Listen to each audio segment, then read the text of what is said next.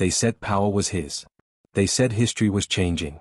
For the first time in the company's century-long existence, a black man sat at the head of the boardroom table, the glass walls reflecting both triumph and unease. His rise was celebrated in headlines, paraded as proof of progress, a victory against odds designed to keep him out. But behind closed doors, whispers were already weaving a noose around his success. Whispers that soon became knives. The board didn't fire him in a meeting. There was no vote, no discussion, no democratic process.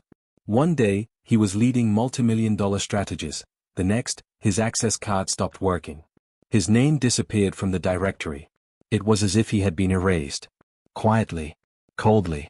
As if he had never existed. But what they didn't know, what none of them imagined, was that while they were plotting his downfall, he was crafting a secret of his own. A deal.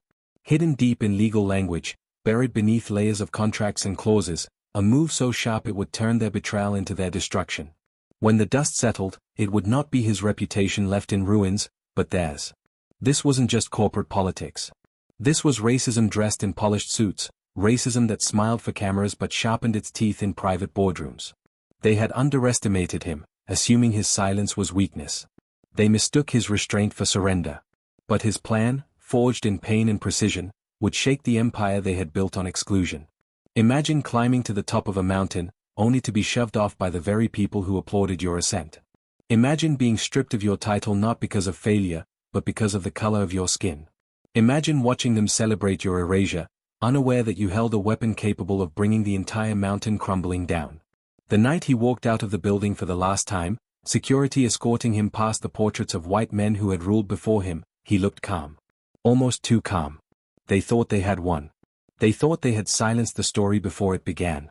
But they had only set the stage for the most devastating twist of all. Because this wasn't the end. This was the beginning of their unraveling. A reckoning they could never vote away, never silence, never cover up with money or influence. The trap had already been set.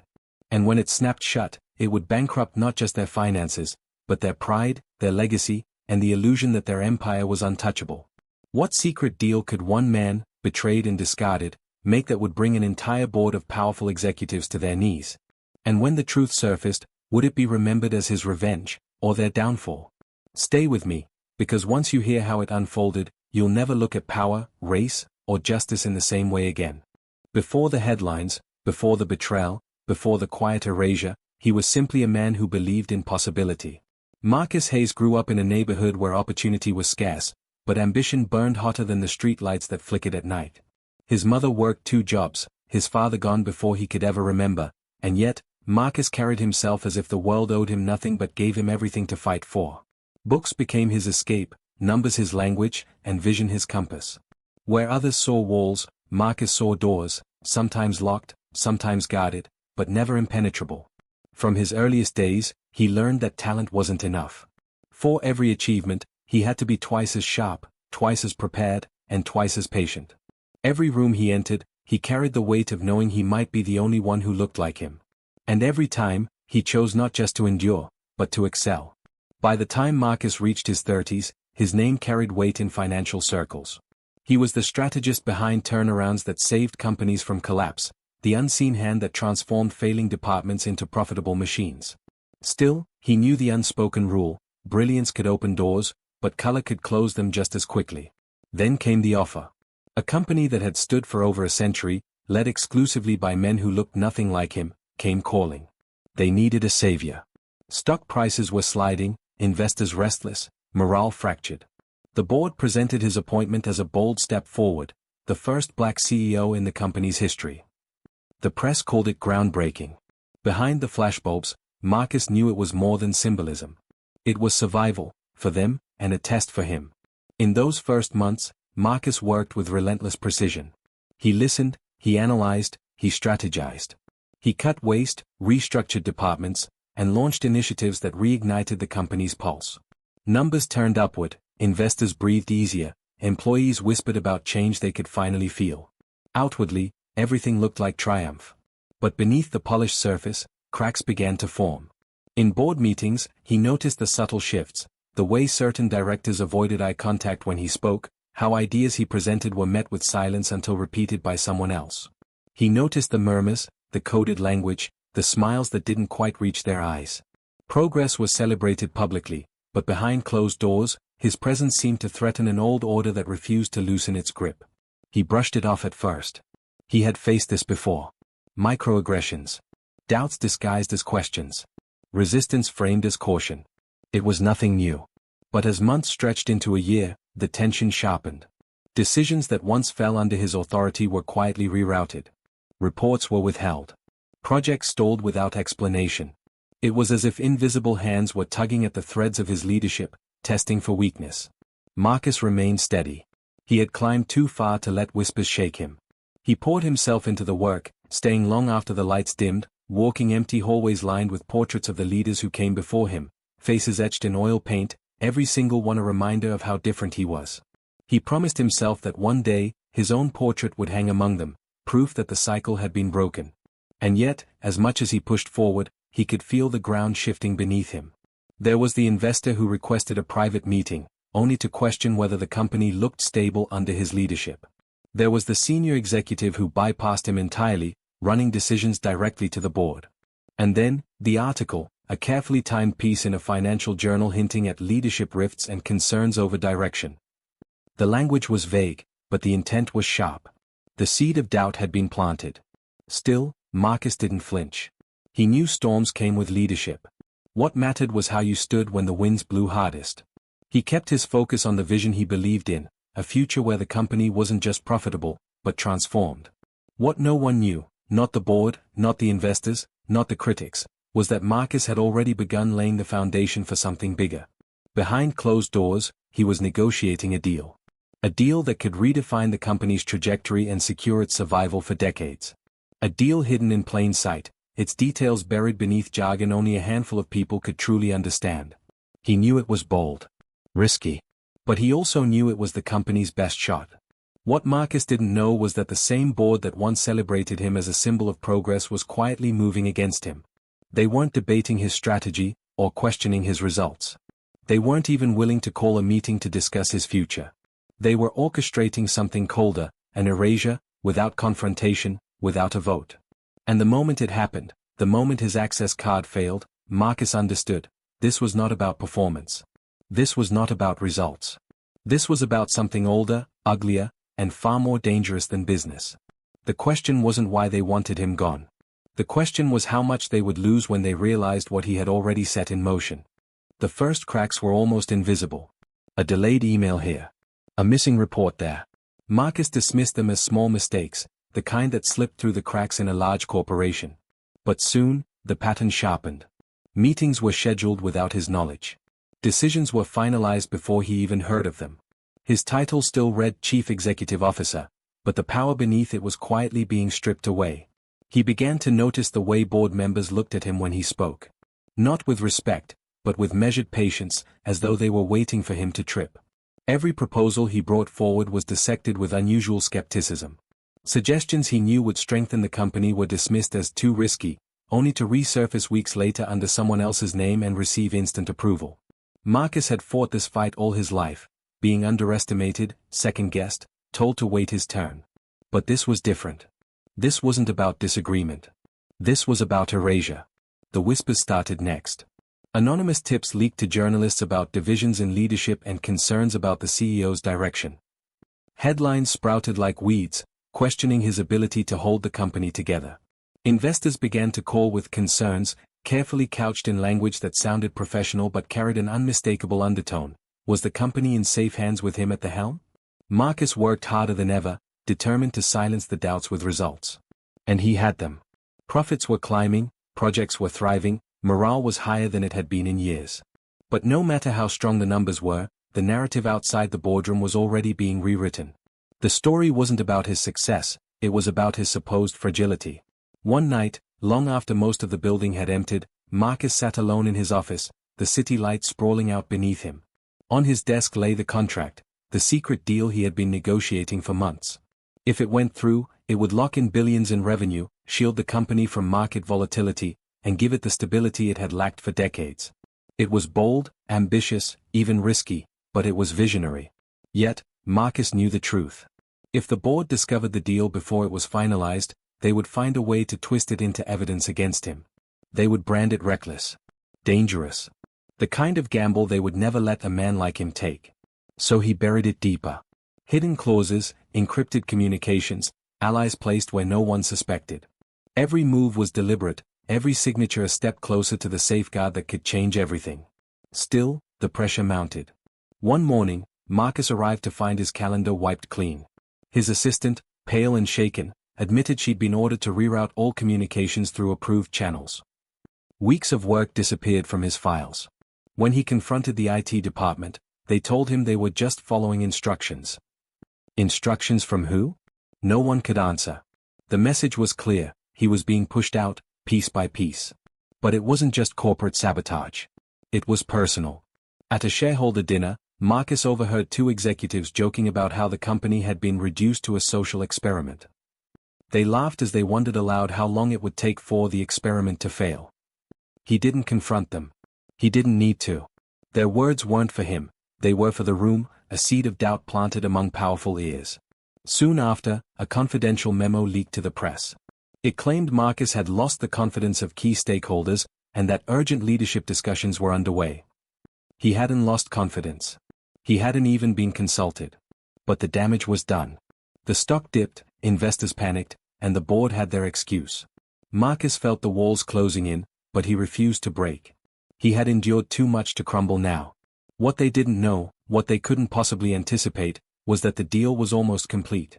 One more signature, one more transfer, and the fate of the company would be sealed in ink. But every day, the knives cut deeper. Security began to shadow his movements. His requests for board meetings were denied without explanation.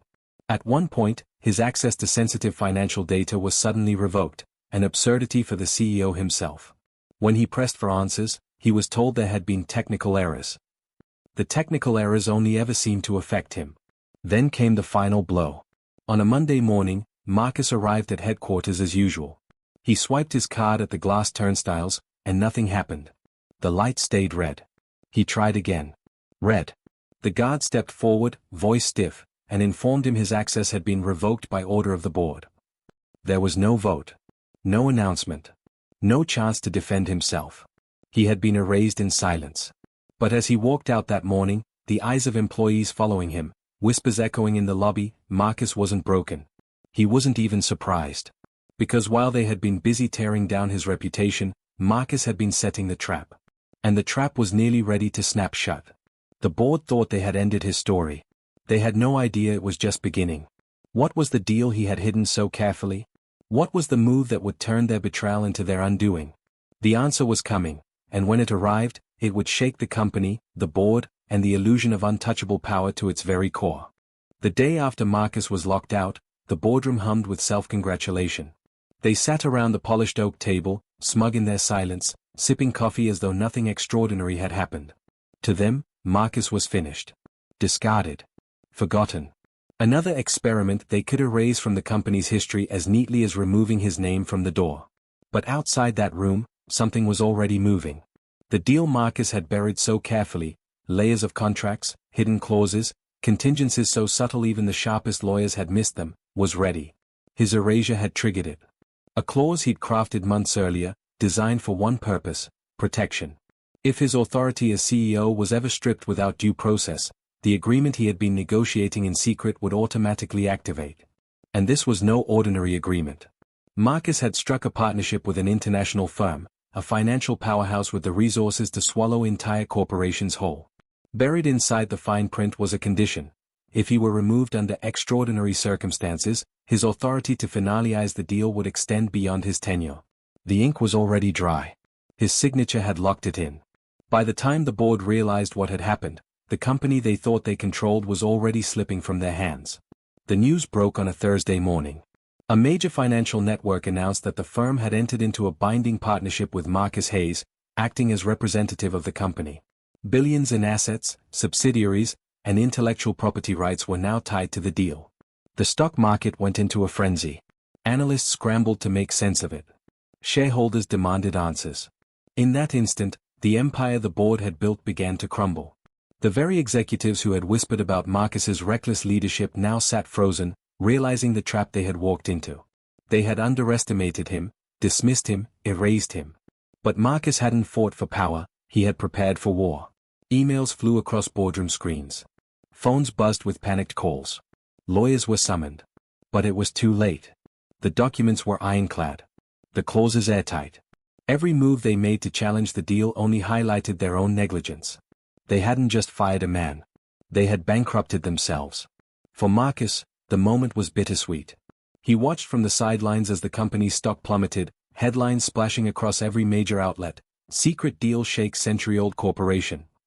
He read the frantic statements from board members insisting everything was under control, their words ringing hollow against the chaos.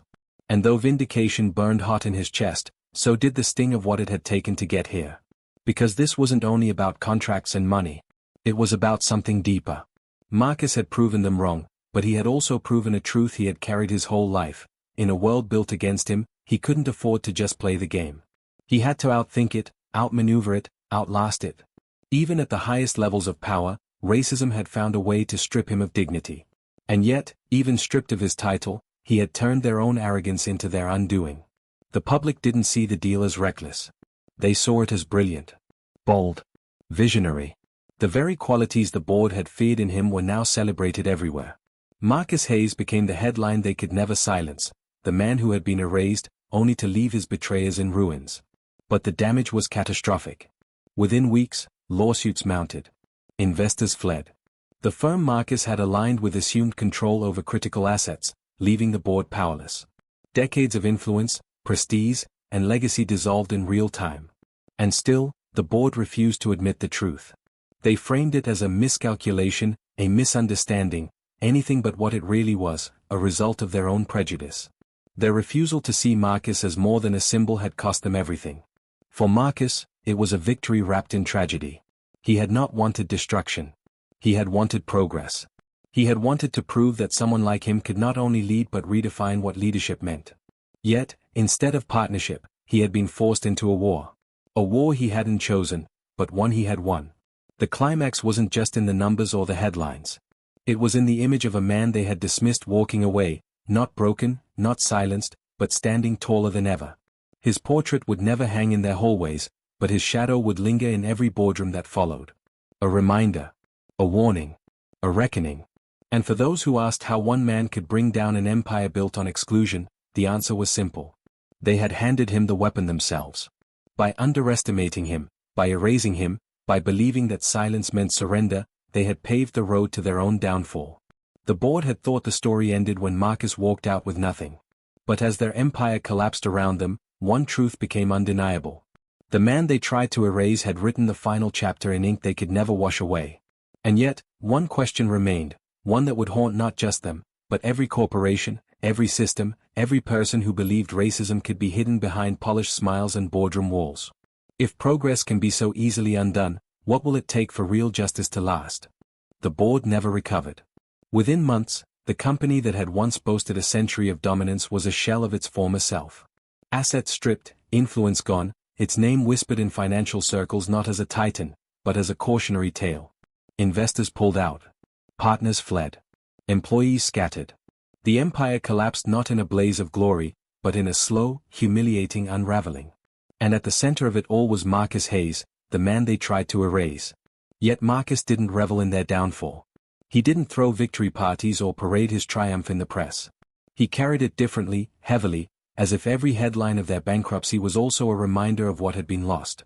For him, the story had never been about revenge, it had been about survival. About proving, in a world stacked against him, that he would not be broken. He had won, yes. But the victory came with scars. The betrayal left him questioning not his ability, but the systems that had made betrayal inevitable. He had walked into that boardroom believing he could change it from the inside, that progress was finally possible, that merit could finally matter more than skin. Instead, he walked out reminded that power will always protect itself, and that racism doesn't always scream, it whispers, it plots, it removes you quietly in hopes no one notices. For Marcus, the deal had been insurance. For the board, it was destruction. For the world watching, it was revelation. The story spread beyond financial papers. Community leaders, activists, and everyday people began to see it for what it was, not just a corporate dispute, but a mirror held up to society. A reminder that even in the highest offices, prejudice persists. That progress celebrated in press releases can still mask deep-rooted resistance in practice. That the glass ceiling may crack, but when it shatters, the shards often cut deepest at the ones who dared to break it. And that is the real impact of Marcus Hayes' story. Because his story is not just his. It is the story of every person who has been told they were lucky to be here, instead of acknowledged for their brilliance. The story of every worker passed over for promotion because someone decided they wouldn't fit the culture. The story of every leader forced to work twice as hard, achieve twice as much, only to be judged by standards their peers never had to meet. It is the story of racism not as an open wound, but as a quiet poison. The kind that seeps into institutions, corrodes trust, and ensures that even when you succeed, they will find a way to move the finish line. Marcus's trap may have destroyed his board, but it also exposed a larger truth. Racism is not just about individuals, it is about structures, systems, legacies. And unless those are confronted, history will repeat itself again and again, in boardrooms, classrooms, courtrooms, everywhere power is held. But his story also carries something else. A spark of defiance. A reminder that silence does not always mean surrender. That erasure can become resistance. That sometimes, the very act of survival in the face of injustice is itself a revolution. In the end, Marcus didn't get his portrait on the wall. He didn't keep the title, the office, or the seat at the table. What he left behind was bigger than all of that, a lesson carved into the bones of an empire. A reminder that when you try to bury someone because of who they are, you might just plant the seed of your own destruction. And so, the question shifts from Marcus to us. How many Marcus Hayes do we never hear about? How many voices are silenced before they can set their trap, before they can write their ending, before they can prove what we refuse to see? For every one Marcus, there are countless others who don't get the chance to fight back. Whose access cards stop working and whose stories never make the news. Their erasure doesn't come with headlines. It comes with silence. And silence is how injustice survives. So, as you finish hearing this story, ask yourself, what will you do with it? Will it be just another tale of betrayal and downfall, consumed and forgotten?